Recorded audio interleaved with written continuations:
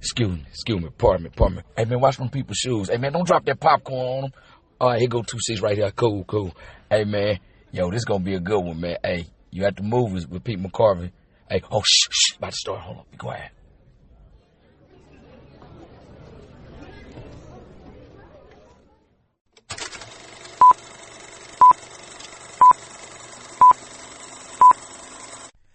Hey family, how y'all doing? First and foremost, let me welcome y'all to this new podcast, At the Movies with me, your country cousin Pete McCorvey, aka Pete Mac, man. Gave y'all kind of a rundown about how this came about, but like I said in the intro episode I did a while back that is up here, introduction to this podcast, I've always loved movies. You know, I can hear a line and know what a movie is. I can look at an actor and like, hey, I remember seeing him in this with another actor. Or remember the first time I saw it, I can remember stuff in one movie that maybe connected to another movie showing they in the same universe. I just love movies. Like I've written a couple myself. And sometimes I even find myself like going online trying to find the original scripts to movies we have seen so we can know like, okay, they left that in, the script explains more, or maybe be like, well, shit, they should have kept what was in the script and put that on the screen. That would have been better than what we got. But I just love movies. I always love movies. I always wanted to be a part of film and television. I still have ambitions to do that. Don't know how I'm gonna do that, but I still that's one of my wildest dreams is to be in that field, and hopefully something I write or something I put out to the masses, whether it be stand-up, whether it be podcast, will help me get into that field. So like I said, all my friends and family tell me, boy, your ass is a movie nerd. You know this about movies, this about movies. So I sat up and thought it after one of my coworkers told me this. And I said, I hear this. And I said, you know what? I already podcast. Let me just devote my energy to doing this. And like I told you guys, I'm going to have this podcast where we go in depth with movies. I'll like give you a summary of whatever movie that I'm talking about. Then after that, I'll review it, like take a objective approach to it, because some of these movies I will watch, and I'm going to be like, oh man, I love this and this, that, and the third. So I'm going back with unbiased view and being like, oh man, no, that don't make no sense, or they could have left that out of I see why they did that. But yeah, I'm gonna just try to do the best I can. Y'all bear with me. This is new to me. Usually when I do my other podcast that's on the porch, that's just us sitting there shooting the breeze. This one is more me having to talk in depth about one particular thing. I'm gonna definitely do a lot of older movies from the 90s, because you know the 90s, that was when I was a kid, and to me that's when we peaked as society. But I'm also going to jump around. I'm going to do stuff from present day. Now it might be sometimes I might do some similar movies. I'm going to do like series, like especially after, not the next review I do, but the two after that I'm going to do. They're going to deal with college basketball, because we're in March right now, and by the time I do these other two episodes, we're going to be deep in the thick of March Madness. So be on the lookout for those two movies. I'm going to tell you what they are. But yeah, we just gonna get into this thing, man. We're going to work it out as we go. So y'all ready for it? Here it is, the very first episode of At the Movies with me, Pete McCorvey. And the first movie that we're going to talk about and I'm going to review is going to be Batman Returns, which was distributed by Warner Brothers Pictures.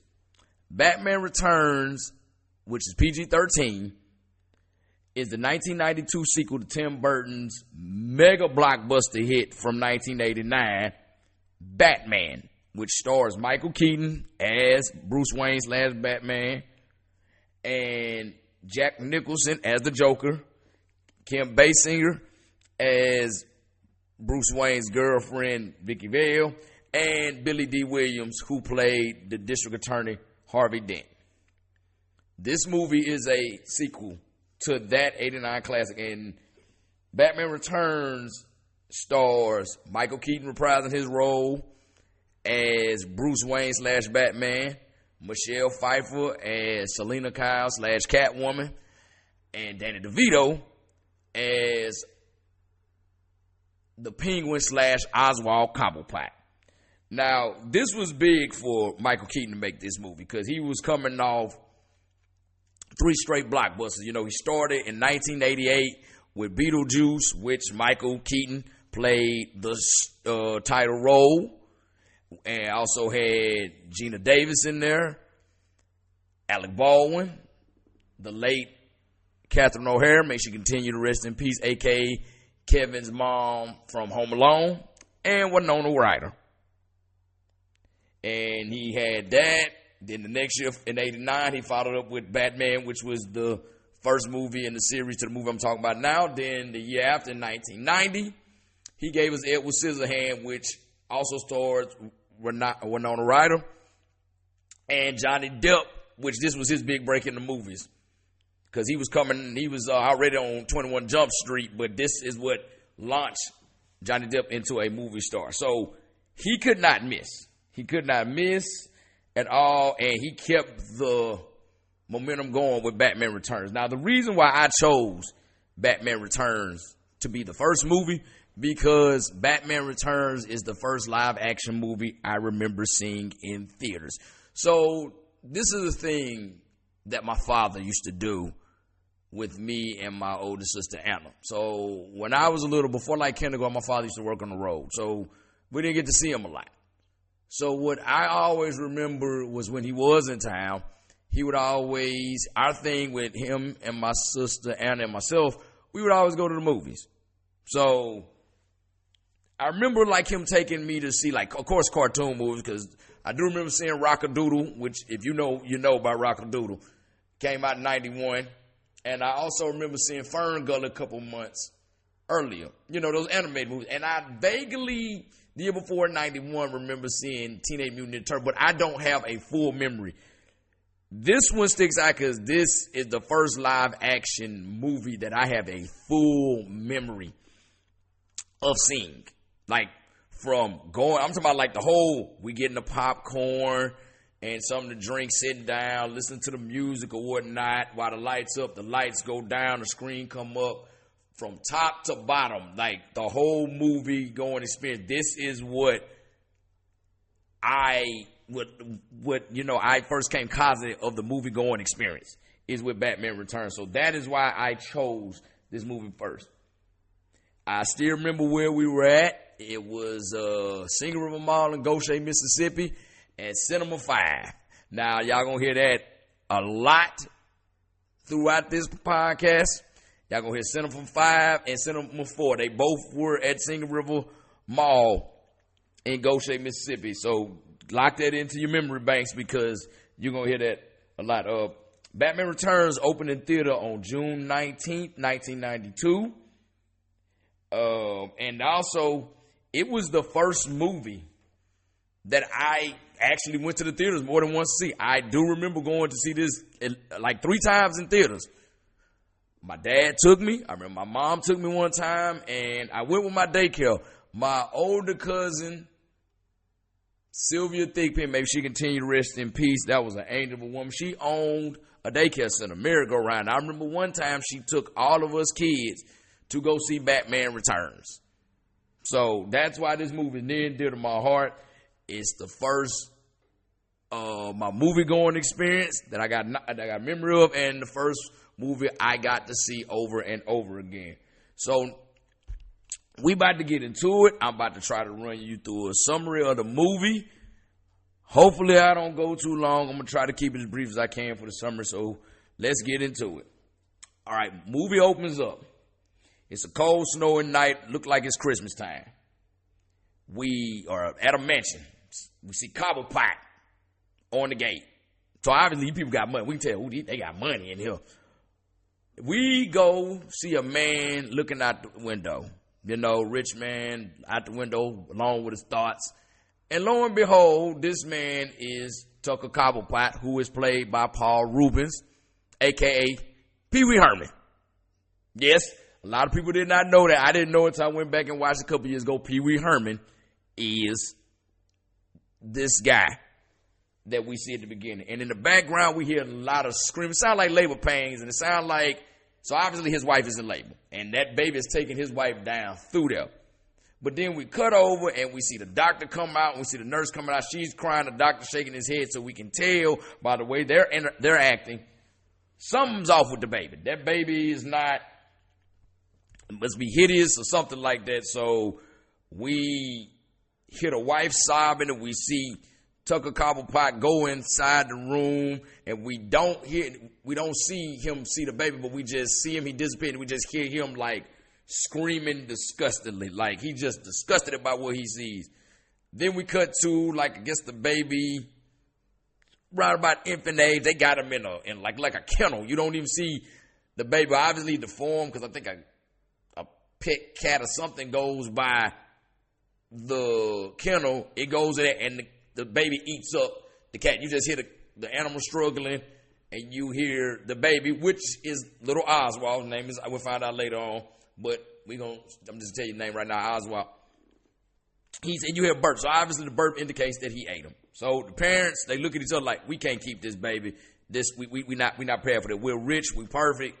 We can't have something to form. So sometime later, they put the baby in a stroller, take him out to look like the parks. I'm gonna say Gotham City Park. They never said what the name of the park was, but you know Batman is Gotham City.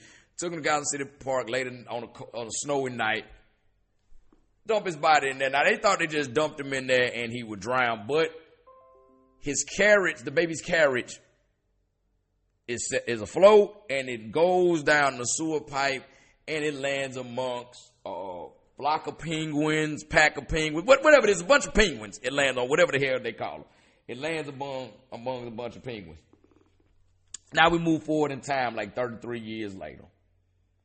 We're downtown Gotham City during Christmas. You see the beautiful ice princess, blonde, buxom woman. She's about to light the Christmas tree. The mayor's there, police commissioner there, Commissioner Gordon, he's there. And we run into old Alfred. Alfred Pennyworth, Bruce Wayne's butler, a.k.a. Batman's, like, assistant that keep him up and running. Like, make sure his identity is secret, give him sage advice and all that. He's Christmas shopping when we see a newspaper boy sell, the extra read out about it. He's trying to sell a newspaper, talk about the sighting of the Penguin Man. Now we go back and forth, and we kind of look within like the sewer's point of view, and we see somebody's point of view in the sewer. We don't know who it is. We kind of guessing that is the Penguin. We haven't seen a look on his face. Then all of a sudden, we cut up to the boardroom for Shrek Enterprises, where the CEO Max Shrek, played by Christopher Walken. I just found this out a couple of years ago. That was him. All these years I've been watching the movie, didn't know that was him. He's trying to convince the mayor.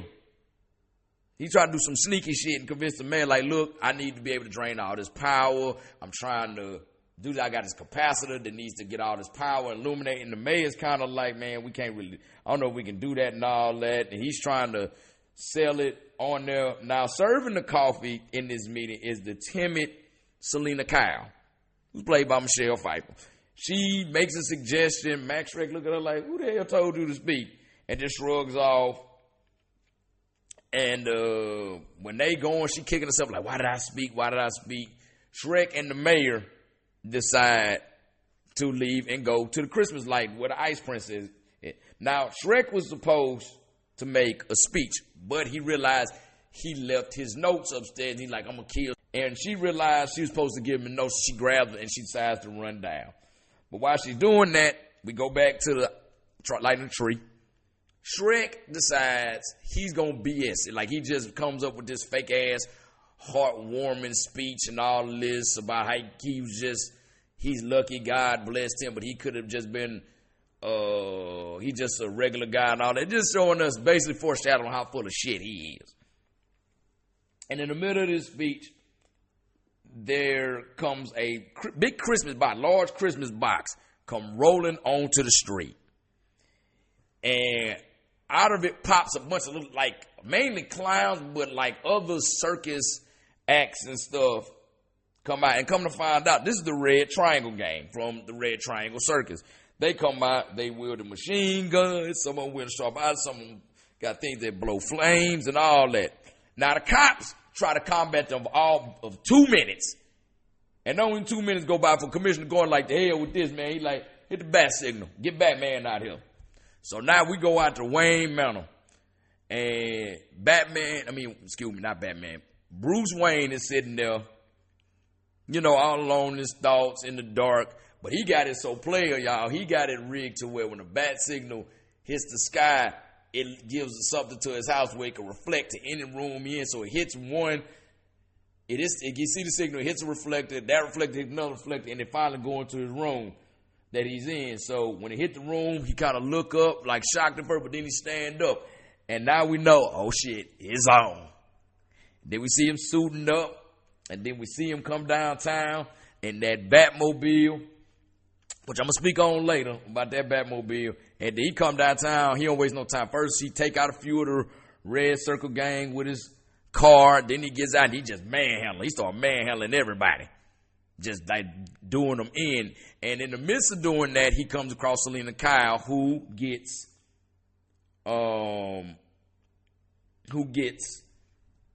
taken hostage by one of them. Batman ends up saving her, and when she goes to thank him, he just walks off.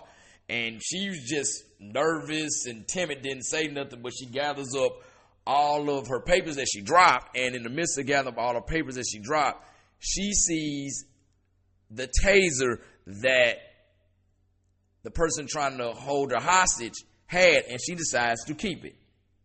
Now, in the midst of this, so while that happens, we go back to where they was having the lighting of the tree, and one of the, like, I'm gonna say the head clown from the Red Triangle Gang, he's like, we want to speak to the man in charge. And the mayor was like, well, I'm the mayor. And the clown was like, not you, fool, him. They talk about Max Shrek. So then Max Shrek, Mac's son Chip stands up and said, no, if you want him, you have to go through me. You know, try that all that old stuff. So they were like, all right, bet. And then they fire on him. Like, all of them had guns pointed at his head. And Chip, being a son, says, Dad, run, save yourself. And like the punk Max is, he runs off. You know, most parents wouldn't do that. But he was like, I gotta save myself. And he takes off. So in the midst of taking off running, he sees a creature run off. And he decides to follow him. He goes to follow him, looks like down, almost like in a little tunnel or something. And he stops. When he stops over like a vent from underground, and then that vent was a trap door, takes him and sends him off to where the Penguin's lair is in the old abandoned Gotham Zoo. Once he's in the old Gotham Zoo, he comes face to face with the Penguin himself, who's played by Danny DeVito, who is indeed the leader of the Red Triangle Gang. And Shrek is in shock because he, you know, like I said, they've been having newspaper articles about the sighting of the Penguin Man and all. They're like, oh my God, you really real. He said, you really are a monster like that. And then the Penguin looks at him and said, hey, he said, don't play with me. He said, you a monster just like me. And then Max like, no, I'm not like you. I'm a businessman. Penguin like, I know, he said, and because you a businessman, you know how to get the job done. I need you to help me. I want you to help me find my family. And Max like, kind of like, man, what the hell I help you find your family for? This is where Penguin got receipts. Penguin said, I got He produced a thermos full of toxic waste. And look, I got this from your plants. And then he got some documents that were shredded. He said, hey, man, little duct tape and some time can do one. He said, this from all them slums that you own. And then he also produced an arm from his business partner, which means he didn't kill him. So Max seeing all this, he like, well, when you put it that way, shit, I'm in. Now we go back to Selena Kyle. She's coming into her apartment, and we can tell by her coming to her apartment, she's very lonely, no love life. Just, it's like society got their foot on her neck. And they prey on her Tim. Like, as a matter of fact, she gets a phone call from a guy she was supposed to go on a ski trip with, and he blew her off saying it wasn't her, it was him. He had to focus on himself. She got one call from her mother, and the mother was nagging her there. But the last call she gets is her calling herself from the office, reminding herself that she had to do some work back at the office. So she goes back to the office and looks through files and everything. And while she's looking through files, she discovers Max Schreck's plan for what he wants to do to like drain the city of power. So he comes up and tells her, what are you doing? What you looking? So, well, I seen your project and everything. You're not conserving it. You're draining it. And he was like, you know what curiosity did to the cat, right? And everybody, y'all know that old saying, curiosity killed the cat. He'll say nothing. Then he starts laughing, like joking and stuff. She laughs along with him. And then she said, you scared me for a moment. I thought you really go. Then he pushes out the window. She's screaming. She falls, stories, and falls down. Seems like she was killed. But as she sits laying there in the snow, a whole bunch of cats congregate over her body. And this whole little weird, like, almost like they're doing a seance or something. They congregate and their eyes pop open. So now cats over her body. I think we kind of know who Selena Kyle about to turn into eventually. So she goes back home. She bloody. She's in a catatonic state. You know, she gets out a carton of milk. She just chugging it. Look like she just like out of it. And then finally she goes back to play some more messages she had on the machine, and she just breaks down and loses it. She starts tearing her apartment up. All the little stuffed animals she had, like showing how sweet and innocent she was. She puts them down a garbage disposal. She starts painting her walls black. Then she takes like this leather coat she has, and she starts to make some type of outfit. And she, like the sewing needles she had, look like she's using them for like trying to use them as nails or claws or something. So we see her like working away, toiling away at that. Then finally we see her in her outfit, and she got like more confidence. She more assertive. She got more sex appeal about her. And here come and now we got the Catwoman. And she is not playing. Next morning, the mayor decides to have a press conference about how the violence from the night before won't be tolerated. He's with his wife and his baby there by his side. So out of nowhere, one of the clowns from the Red Triangle gang comes up, takes the baby, go down the sewer. While he's down the sewer, we hear him like get confronted by the Penguin, tell him, don't hurt me, please. He'll take the baby. And the Penguin, who quote unquote intercepted him getting away with the baby, who he orchestrated, he comes back up and he returns the baby to the mayor. This was for him to get a ploy. This part is playing with him and Max to get good favor with the public. Bruce ends up seeing all this. He watched the press conference at home, saying Oswald Cobblepot, which he ends up finding out his name is, saying he wants to find his parents. And Bruce sympathized, but you got to remember, Bruce lost his parents at a young age. So while he's sitting there sometime after, we see him in the Bat Cave, and he's looking up and found out the Penguin used to be a circus performer. Like after the Penguins took him in, he got taken in by the circus. I guess they was exploring him obviously for how he looked. He learned the the Red Triangle Circus. That's where the Red Triangle get the name from. It closed down during the children continuing to come up missing. And they were saying all the people who work for the zoo were available for question except for one performer. So I think we pretty much got an idea who that was. After the penguin finds out his name, finds out who his parents were, he tracks them down to the cemetery, realizes that they dead. Because he see his mother, his father, the Cobblepot's laying there. And he started trying to gain sympathy from the public. He said he forgives his parents even though they discarded him for being a monster. He has no ill will towards them.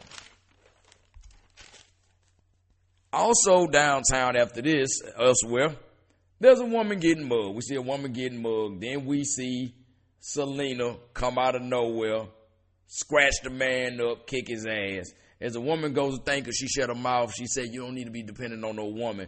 She says, you need to depend on yourself. She said, I am Catwoman, hear me roar. And then she do this, even as a little boy, I understand, but now she did like some Simone Biles, like 15 backflips off into the night. Like, I was like, okay, what the hell? Next day, we go, we see her. She's at excuse me, I'm jumping ahead myself. Next day, Shrek and Bruce are having me. Y'all know Bruce Wayne. He all about, he a philanthropist. You know, he don't want bad stuff. So he finds out about what Shrek is doing with his capacitor and all that. And Bruce tells Max, you ain't getting away with this. And Max basically told him, say, homie, you don't want these problems. He actually said, you trying to go 15 rounds with Muhammad Shrek and think you gonna win? He like, basically letting them know, like, hey, bro, I'm about that action. You ain't trying to go toe to toe for me. So while they going back and forth, lo and behold, Selena walks in. She got her hat down now. She not wearing her little glasses she was wearing. Got a little chest out and everything. Now, when she come in, you know, Bruce, he turned on. He like, damn, who the hell is this? Meanwhile, Max like, how the hell you survive?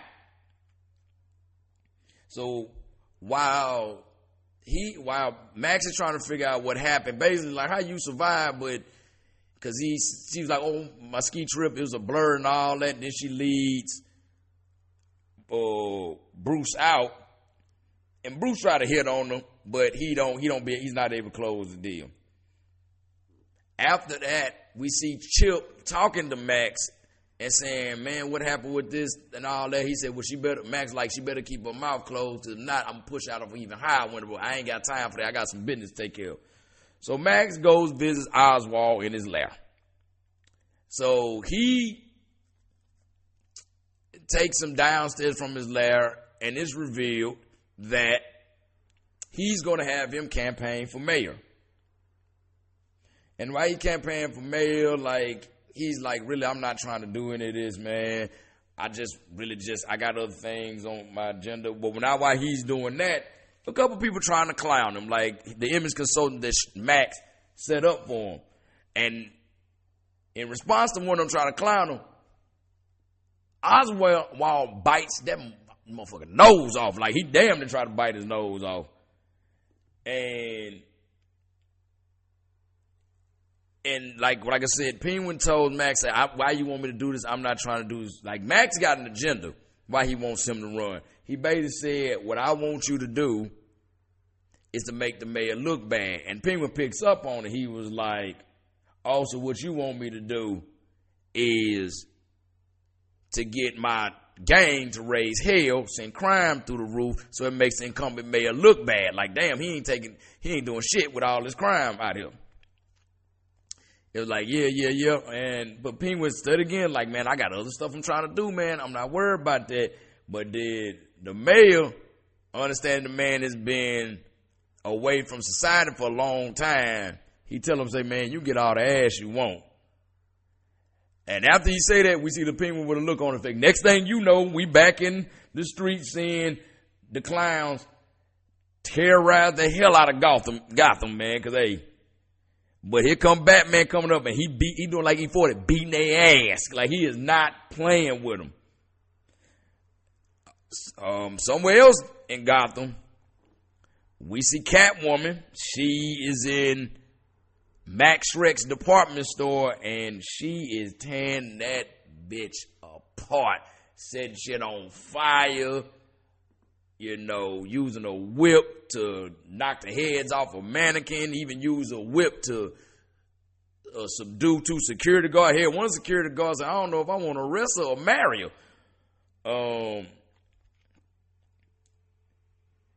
And then, after all this stuff is going on, Batman finally comes face to face with the Penguin. Him and the Penguin talking, and Batman's like, what do you want? And then out of nowhere, while they sitting there talking, here come Catwoman doing her Simone Biles shit again, and she comes over there and lands right in front of him. Now, it was crazy because both Batman and the Penguin looking at her like, the fuck was that for? And then right after they see that, store explodes. So Batman, he was about to go take off on the Penguin. He's like, man, nah, I need to deal with this right here because this woman just did some property damage. So he go up to the roof, confront Catwoman. They get him up, and he ends up like hitting her, knocking her down. She cries like, I can't believe you hit a woman. So he falls forward, lowers his guard, and then she starts getting off in his ass a little bit. Like I don't know how she got that strength, but she started, like, she was taking him down through it. But in the midst of it, it's like a little sexual tension you can see between them. It's like they want to kill each other, but it's like they want to screw each other too. And like, it was perfect how that was shot. So it somehow ends up she's about to get thrown off the roof. So Batman tries to save, and I think she scratches him, and to that point, he releases her, and then and she falls and lands in a truck full of kitty litter. It's definitely kitty litter. Growing up I thought it was sand, but it's kitty litter because you see a little piece of cat poop in there. Next day on television, Oswald officially announces his bid for mayor. After he does that, announces his bid for mayor downtown, we go upstairs to his lair. And Catwoman is in there waiting on him. She suggests to Oswald, like, hey, maybe me and you should team up. She said, we team up, we villainize Batman to the public, and we can see that obviously she's on a revenge tour. Because, first she wanted Max Shrek, but now she wants revenge on Batman, for throwing her into that truck. She wants revenge. But Oswald wants her. Later on, sometime when she's not in Catwoman mode, Bruce runs into Selina on the street. Bruce finally, he's talking to her, and he's like, let her know. He said, you kind of got a dark side. And she looks at him and says, no darker than you. And he finally pulls the trigger and invite her to dinner at Wayne Manor. Now, he said he would invite her to dinner so they could see the relighting of the Christmas tree downtown. Because remember, beginning of the movie, they were trying to light the Christmas tree. It got thwarted by the Red Triangle gang. So obviously the powers that be going to try it again. Now, we go to the Ice Princess getting ready for the lighting the Christmas tree. And then we see Oswald come in the tent with his head henchwoman, and she's like, who are you? He's like, we're talent scouts. And she's like, oh really? She's also an actress and everything. Oswald has somehow got a hold of Batman's boomerang or batarang, I think it is, and he hits a clock to knock her out. Back at Wayne Manor, we see Bruce and Selina. They trying to watch the lighting of the Christmas tree on TV. And they feeling each other out, real sexy conversation they have, and the next thing you know, they get it in. They on the couch, they about to get it in. And the only thing that stops them is that they find the wounds that each other gave the other one from their fight they had on the rooftop, and then they end up having to stop. They also realize they have to stop because the television reports have said they believe Batman is responsible for kidnapping the Ice Queen. So Bruce is like, what the hell? how the hell, like, I'm here, I ain't do that. And then Selena's like, she looking at like, oh shit, I gotta go help out the Penguin with this. So they both make up a lie about why they gotta go head out and fight each other. That was funny because they both lying to go beat up the other one and don't even know it. You know, Batman, he gets downtown, parks his Batmobile downtown, but you know, he's still in the city and he may be Batman, but shit, he ain't stupid. He lock his car down. Click, click. And then he goes off into them streets to go investigate the disappearance of the Ice Queen. Now, he hit the corner. Red Triangle Gang sees that he hit the corner. They put some text stuff on it and they bypass it. Oh, hell. So Batman, he goes high above the site where they lighting the Christmas tree, and the mayor's giving a speech again about the recent crime wave. You know, that's all this man does about the recent crime wave. He don't have no answer for it. So Batman decides he's looking around, and in the building across the way from him, through the window, he sees the Ice Queen tied up and gagged. So he zips line over to it, and as he zip lined over to go save, we cut back to the Red Triangle Gang. They then rewired his Batmobile. They done put a remote on there where it can be controlled. As Batman goes to untie, then we go back to Batman. As he goes to untie Catwoman, not Catwoman, excuse me. As he goes to untie the Ice Princess, Catwoman appears, and they get him up. They get him up, and I'm talking about they throwing down, and she like Catwoman ain't no slouch, like she giving it to his ass. So somehow she ends up subduing Batman, and she gets the Ice Queen out of there, and she ends up getting alone, standing on the ledge by herself. The Penguin, he comes up, and he unleashes some bats. They swarm around the Ice Princess, cause her to stumble, fall off the ledge, and fall to her death. So, you know, they see bats and everything, and then they put the spotlight. You know how it always go in the movies. Ooh, Batman did it, oh my God. And everybody's screaming. Police go up there, and they shoot Batman. Catwoman straddles over and tells him not to underestimate her, and they go back and forth, and you can, like I said, the sexual tension is still there. So during all this, Batman looks up, he sees a mistletoe, and he says, they say a mistletoe can be deadly if you eat it. And Catwoman says, but a kiss can be even deadly if you, excuse me, he said, they say a mistletoe can be deadly if you eat it. Catwoman said, but a kiss can be even deadly if you mean it. Now that I'm older, I get that. I ain't get it when I was a little boy, but I get it now.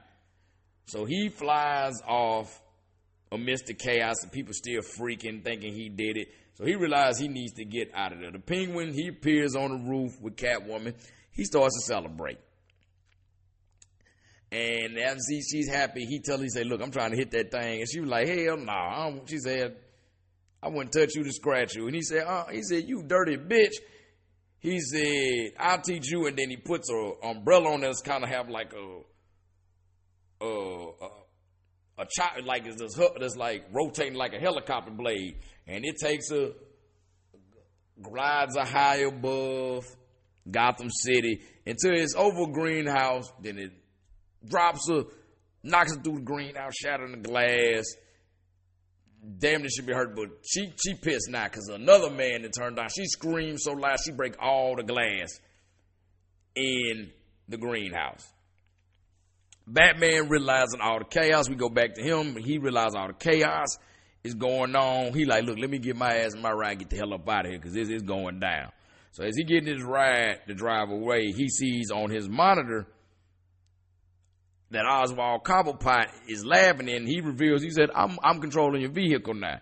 And he started driving it wildly through the streets of Gotham, hitting everybody. Batman like puts a CD in there recording him saying, man, I played the hell out of, Oswald saying, I played the hell out of these people. They all stupid, they morons. But meanwhile, now Batman ahead of his time, he got some type of tracking, he got some type of detection device on his car, and they locate the foreign object. Yeah, the Batmobile ain't, I don't know why Oswald Cobblepot thought the Batmobile was like a Toyota Camry. This man can make this car do whatever he want to make it do. So he finds it, takes it off, and he narrowly escaped back to Wayne Manor. So the next day, Oswald Cobblepot, he's doing his press conference. You know, he's like still on his campaign for mayor. And back at the Batcave, Bruce has tapped into the sound system at the press conference. And while Oswald seemed like he's talking, he's playing the tape of Oswald telling him that how he played the people, God basically saying, I'm playing y'all stupid as hell. Now he's lost the public. They booing him, they throwing stuff on him and everything. And Oswald turns to Max. Max kind of look at him like, hey, that's life. And he just takes off, just leaves him high and dry. So as they started throwing stuff at him, Penguin, he has his stick is always having umbrellas. So a couple of his umbrellas, they shoot off like guns. So he ends up picking up his umbrella, and this umbrella letting go like an AK-47, like a chopper. It's just shooting rounds out left and right, and he managed to get up out of there. Now, unbeknownst to Shrek and Oswald, in the cut, watching the whole thing go down is Selena, because she's still heated. Like, one dude didn't kill her, and the other one didn't betrayed her in her revenge plot. So she plotting something, and it's evident on her face. Everybody finna catch. She finna bust hell wide open on everybody. So as Oswald manages to get back to his lab, one of his henchmen calls him Oswald. He said, don't call me that. He said, I'm Penguin. That's always been my name. And then he devises a plan. He was like, all right, these people don't want to accept me. I know what I'm going to do. He must have been reading the book of Exodus, because this is like, when I heard this now as an adult, I ain't know as a little boy. When I heard it now, he was like, I'm going to take all the firstborn sons, and then we going to get them, and then we going to drown them in this toxic waste that we got, that Shrek has, that ran its way down here. I'm like, okay, somebody been watching the Ten Commandments with their grandmama a little bit too much, or reading Exodus in the Bible, because like, y'all couldn't come up with something better than that. So then we cut to Max Shrek's like Christmas throwaway that he always throw. Wayne decided to attend on the advice of Alfred. You know, Alfred is like his uncle. Alfred always trying to get that man some ass. Like, we already know what he doing. Like, he be like, oh, and then Alfred's like, Mr. Brain, you have to go out and live life. Alfred be like, look, man, you need to get you some ass, bro. The way you be beating these people up, that's a man ain't got no ass. But anyway, so while he's there, he runs into Selena, and she is looking stunning. She is like, she the baddest thing in there. So they apologize to each other for blowing each other off. Him and Selena get to dancing. They flirting back and forth. And it's like, boy, they look good together. But Selena revealed why she came to the party. And she lifts up her dress, and on her dress, she got that fire on. She got the strap. So when she pulled the strap out, Bruce like, what the fuck? She was like, oh, she's like, don't make no scene. She's like, don't tell me killing him won't make nothing better, because it will. She's like, ain't you tired of people like that getting over? So he tries to like calm her down, and they dance, and he looks up and he sees a mistletoe. And he repeats the same thing he said to her when they were fighting.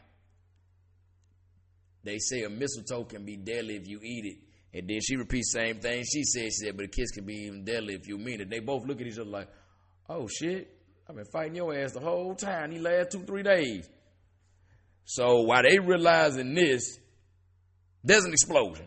The Penguin appears in this little ducky mobile. I don't know how they managed to make a ducky mobile look menacing, but I swear to God, that ducky mobile was scary as hell.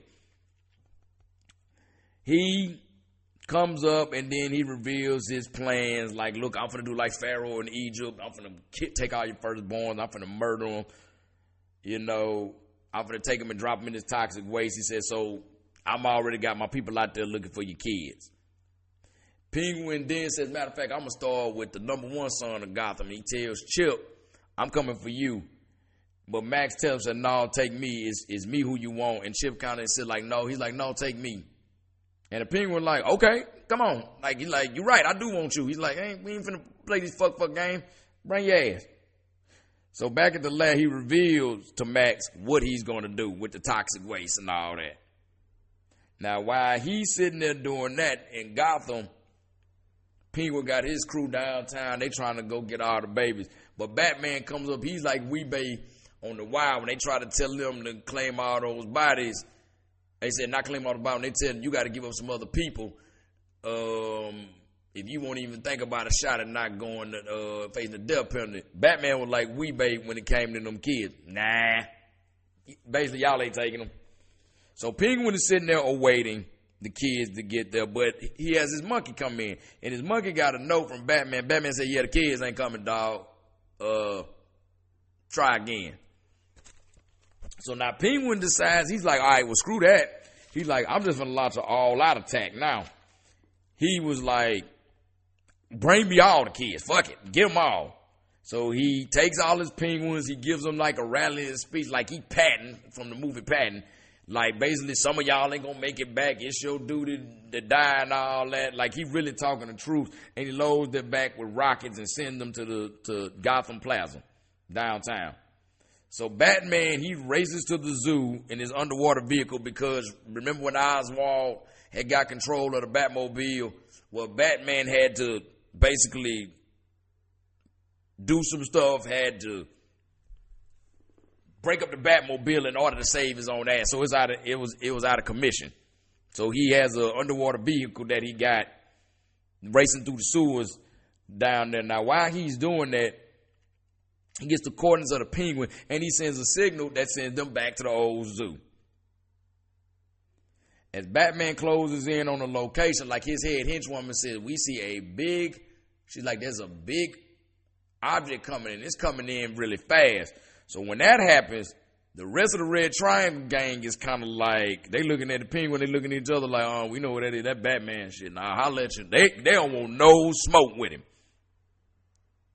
And Penguin, he finally decides when it's like, okay, I can't do nothing. He gets in his little ducky mobile and tries to get out of there.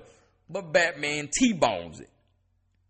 And as he T-bones it, Penguin tried the most pathetic thing he can do. His little 4-foot-nothing ass tried to go at it with Batman who at least 6 feet. Batman disposed of him easily. Then he sends the signal to the Penguins who have all rendezvous back at the zoo, launched their rockets at the left. As they launch their rockets at the lair,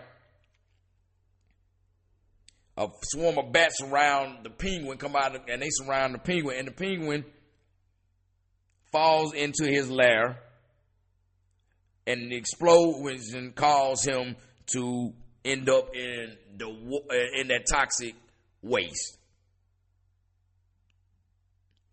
Then I know where Catwoman appears, and she saves Shrek, who fell into the water after the explosion happened.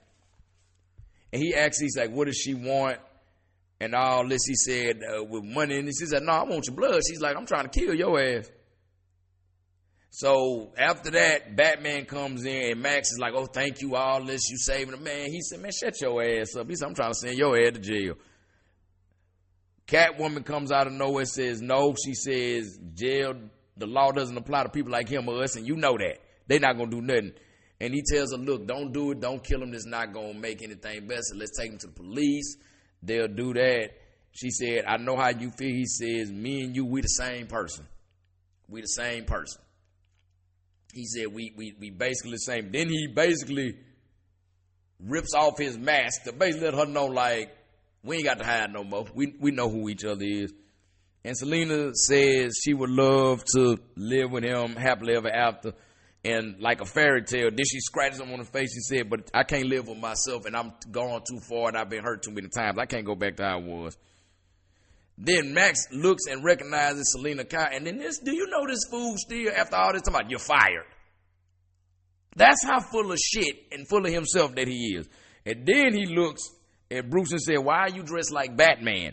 And Selena said, because he is Batman, you idiot. And then Max was like, well, he was, and then he fires and he doesn't kill him because I don't know why he said that and fired and didn't make sure he was dead. Then he turns the gun on Selena, and Selena says, I've already got killed 3 times. She's like, you killed me, Batman killed me, and the Penguin killed me. She's like, you got enough bullets in there to finish the job? Now, you got to remember, it's a 5-shot revolver, so he already fired 1. So he got 4 more shots. So he hit her twice.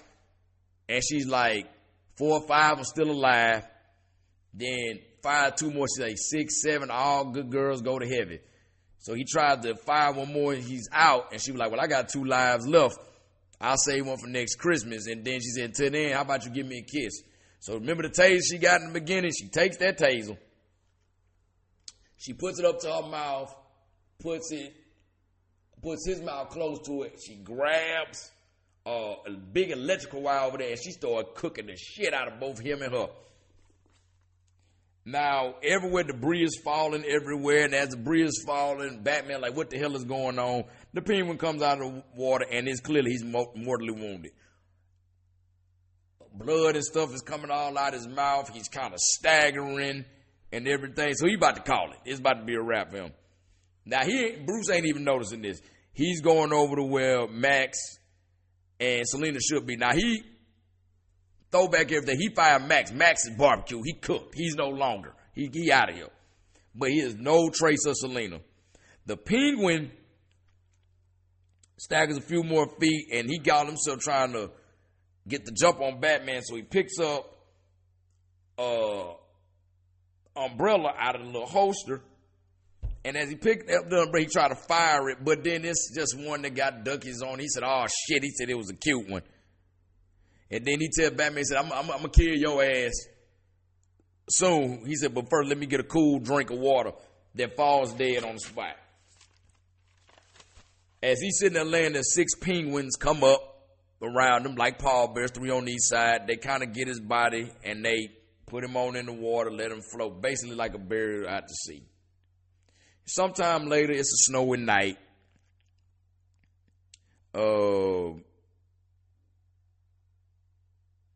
And Alfred is driving Bruce through Gotham. And Bruce looks around. He looks like he's seen Selena's shadow on the wall.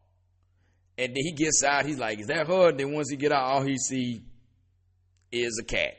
Upon his inspection, all he finds is a cat. So he picks the cat up, takes it back to the car.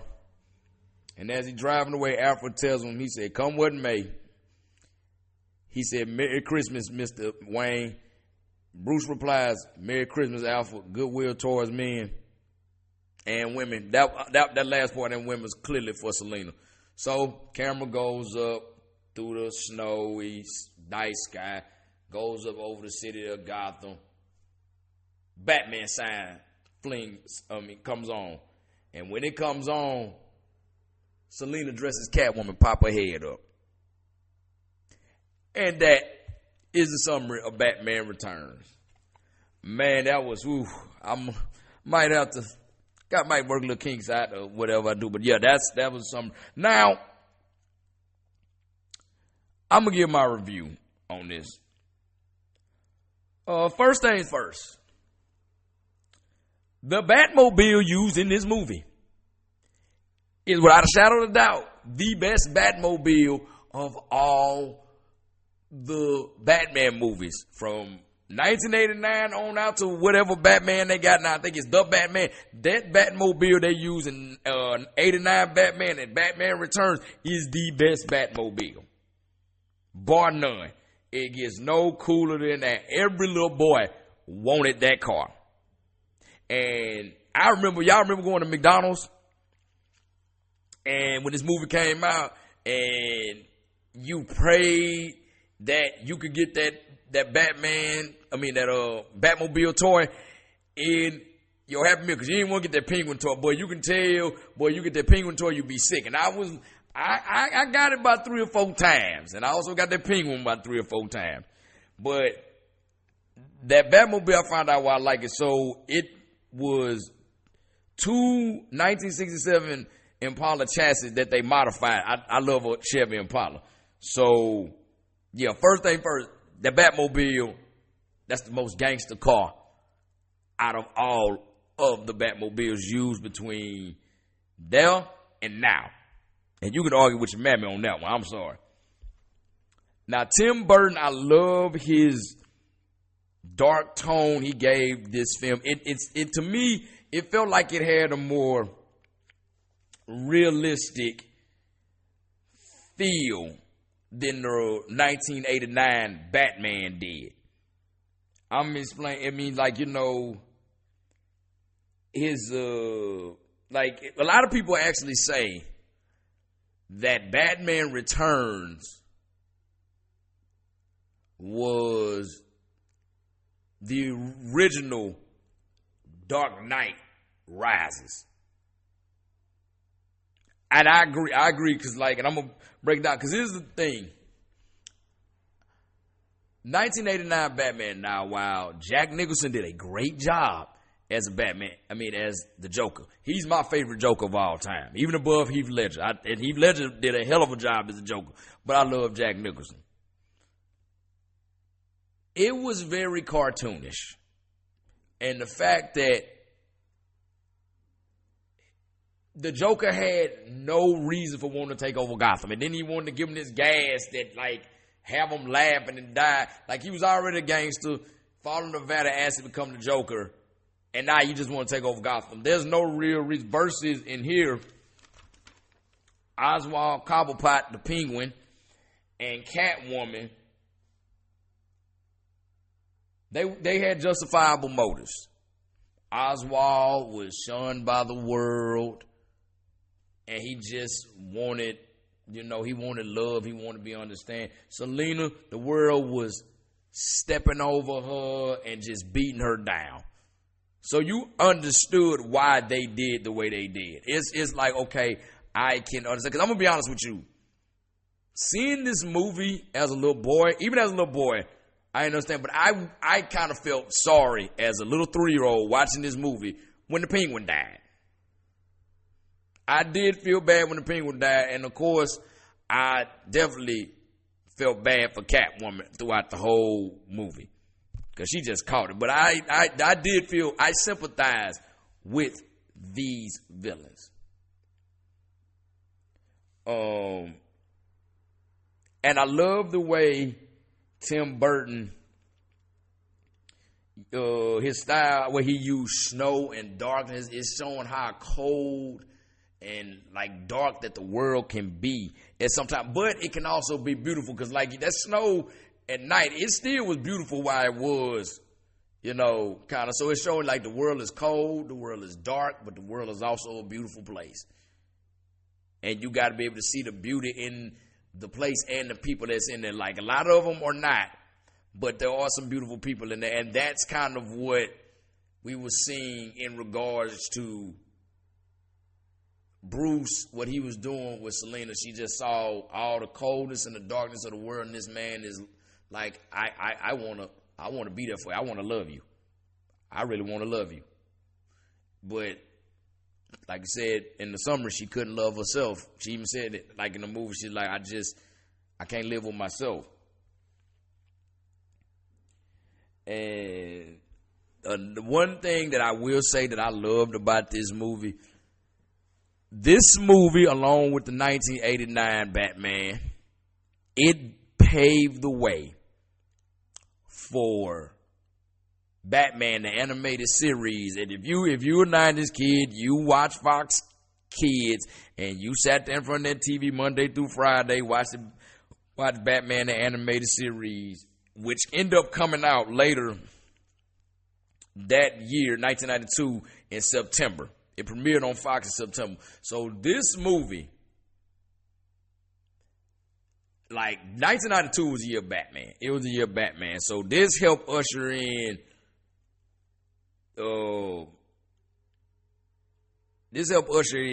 Batman into the 90s for real, because they had this, then you had Batman the animated series, and I think that ran for 3 series from 92 to 95, because right before it went off the air, they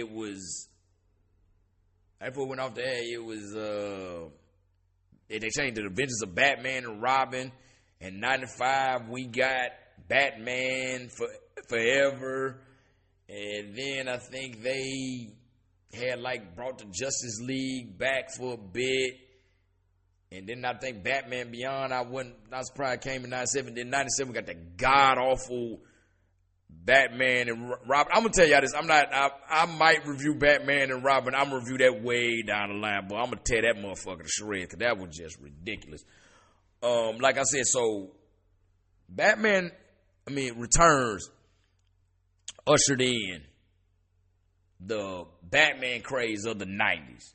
And Tim Burton definitely did his big one there. I give this movie a 10 out of 10. That's what I'm going to give it. But even though I love this movie, there's some WTF moments in this movie. And we got to talk about that. First one I want to talk about, I agree with Max Schreck wanting to get the mayor up out of there. I really agree with him wanting to get the mayor up out of there because the crime in Gotham was just horrible. Like, what are you doing during your tenure as the mayor? People can't walk down the street or nothing like that. Matter of fact, Commissioner Gordon, he need his ass fired too. Like, you ain't thought to beef up security. You ain't thought to beef up patrols. You ain't thought to... He must have... Commissioner Gordon must have got his policing from the Baltimore Police Department on the wire, didn't he? Because, boy, he ain't doing shit with them cops. Also, going back and watching not just this movie, but all the old Batman movies from the 90s, Bruce Wayne ain't got no game. He ain't got no game whatsoever. Every woman just want him because he got money. That's one of them things, like that song, The Money Make Me Handsome. That is exactly what's going on with Bruce Wayne. The money make him handsome because, boy, he ain't got no type of game. He dropped the ball with Selena when he first met her, then when he ran into her downtown after, like, right when, after she fell into the kitty litter or whatnot, and he saw her, and he was sitting there trying to talk to her. Then he just said, you got kind of a dark side, don't you? And it was just like, this is cringe. And he finally pulled the trigger. It was just like, and I understand it. That's why him and Selena didn't last. He wasn't used to no woman like Selena. He couldn't handle no woman like Selena. But I understand because I have liked toxic women myself. And I know how it is. It's that dark side, that toxic side. It's enticing. It's intoxicating. And it could be mistaken as confidence. So I get it, but it still don't excuse the fact he ain't got no game. This next one, I want to know, how did the Ice Princess not know who Oswald Cobblepot was? If y'all saw the movie, he was all over the local TV. He was all over the newspapers. How do you not know who this guy is? I understand she was a ditzy blonde, but come on now. You ditzy blonde know who's rich and famous and powerful. How do you think they get over and they able to survive? They line themselves with them, i.e. they screw them, to end up maintaining their lifestyle. And if she is from Gotham City, why in the hell does she have a Texas accent? Are you from Gotham, but you had a Texas accent? I know I ended up finding out that the actress that played her, Christy Conaway, she's from Texas. But still, come on now, like, this woman is supposed to be from Texas. And also, when Catwoman got thrown from the roof after her first fight with Batman, she lands in a truck of kitty litter. I've never seen a truck full of kitty litter rolling down the street a day in my life. That is not a thing. Like, what the... I don't understand. And this last WTF moment, I'm gonna say, it's just, I just don't understand how they did this. Like, when Bruce took off his mask, and I remember being a little boy, I'm knowing Bruce Wayne is Batman, but still as a little boy to watch him take his mask off and still being, it was like the most. It was so shocking. I was in the theater like, oh my God. But when he has the mask on and told Selena we the same, you see him, he got the black eyeliner all around his eye. Then when we cut back to him and he rips the mask off, the eyeliner gone. Where'd it go? Where'd it go that quick? And I want to say this. When Batman be getting suited up, he really sit there and be putting his eyeliner on. Like, okay, I got my boots on, I got my stuff on. Hold on, I'm gonna put this eyeliner on. I'm gonna kick the shit out of the Joker head right now. As soon as I get my eyeliner right, I just had to think about that. Now, last segment I got, it's going to be the trivia for this movie. Now, it's a lot of trivia for this movie. I think I went on IMDb, and it's like about 71 pages of trivia. I'm not going to do that. I'm going to just give you the trivia that I felt was important. This was the first film. Did you know this was the first film that was officially produced with Dolby Digital sound? First official. They experimented with it with Star Trek 4, which came out in 91, and Newsies, which ironically was, if I'm not mistaken, Christian Bale, who goes on to play Batman in the Dark Knight series, actually was in Newsies. That was his first movie role. So, but the officially produced audio for a whole movie, Dolby Digital sound, this was the first movie to do that. So that probably explains why it made my movie going experience so memorable. Like I said, Paul Rubens, Pee Wee Herman, as we know, he was not the first choice for Tucker Cobblepot, Penguin's father. Who originally wanted to play that was Burgess Meredith, because Burgess Meredith played him in the classic TV TV series, Batman, Batman, yeah, he was the Penguin. And I know some of y'all thinking, who the hell is Burgess Meredith?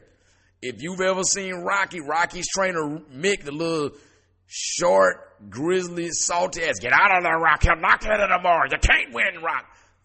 That's Burgess Meredith. It shocked the hell out of me, too. That's who that was when I found out years ago that that's who played the Penguin in the 60s TV version of Batman. The reason why they do that, they was doing that, to throw homage, to pay homage to him. Movies would do that. They'll have a character from the TV show, the movie, something based on, pop in with a cameo. So I can understand what they were doing. But the reason why he didn't do it is because he came ill and it went to Paul Rubens. I'm trying to figure out who just thought to get Pee Wee Herman, though.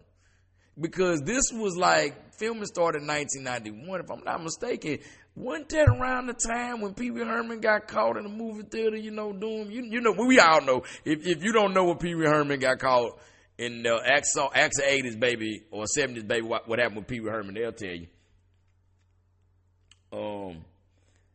Also, if anyone of y'all remember the 89 Batman, you remember Billy D. Williams played Harvey Dent? Well, if you are a true comic book nerd or a fan of the cartoon, Harvey Dent is Two-Face. And originally, Billy D. was supposed to end up being in this, but turning into Two-Face. And it was reported, but something happened and it got scrapped. And another thing that got scrapped, Robin was not supposed to make his debut in Batman Forever, who ended up being played by Chris O'Donnell. In that and in the follow-on God awful Batman and Robin. I'm not doing it. But Robin was supposed to make his debut in this movie, Batman Returns. And do you know who was supposed to play Robin? It was supposed to be Marlon Wayans, who was supposed to play Robin. Signed on and everything, and Tim Burton played him and everything, but at the last moment, they scrapped it. But Tim Burton proved that he's a real one as a producer. He still paid Marlon Wayans, and Marlon Wayans said he still gets royalties from this movie to this day. He still gets royalties from Batman Returns today. He don't show up in one frame of film in that damn movie. Now, that would have been exciting because Marlon wasn't even famous yet. I don't even think he was a background player on The Living Color in 91 when this movie was shot, or in 92 when the movie came out. I think he ended up on late 92, 93 by the time the movie was released. Yeah, so Tim Burton, the real one. I'm low-key, and I know I've heard Marlon Wayans talk about that, but I really low-key would have loved to see Marlon Wayans as Batman. Also, Michelle Pfeiffer, she auditioned for the role, but she didn't get it because she said she grew up, she was obsessed with Catwoman, but she didn't get the role. The role initially went to Anita Bening, but she found out she got pregnant. So Michelle Pfeiffer ended up getting the role. I looked it up, who also was running for this role was also Cher. That would have been crazy to see Cher, big ass, big tall ass, as Catwoman. Wouldn't nobody find that believable Cher ass doing all them flips. And Madonna. I can somewhat see Madonna being Catwoman. But I think what Madonna was at the time, for those y'all don't know, she was coming off of Dick Tracy in 1990. And on top of that, in the late 80s, all throughout the 80s, but in the late 80s, early 90s, Madonna was kind of what Beyonce is now. So she probably would have broke the movie's bank.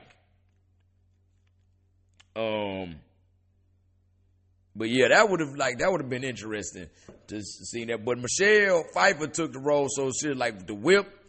Remember I said in the Shrek's department store how she knocked the heads out of those mannequins. It was 4 mannequins she knocked the head off of. She got so skilled with that whip for this movie. She did that in one take.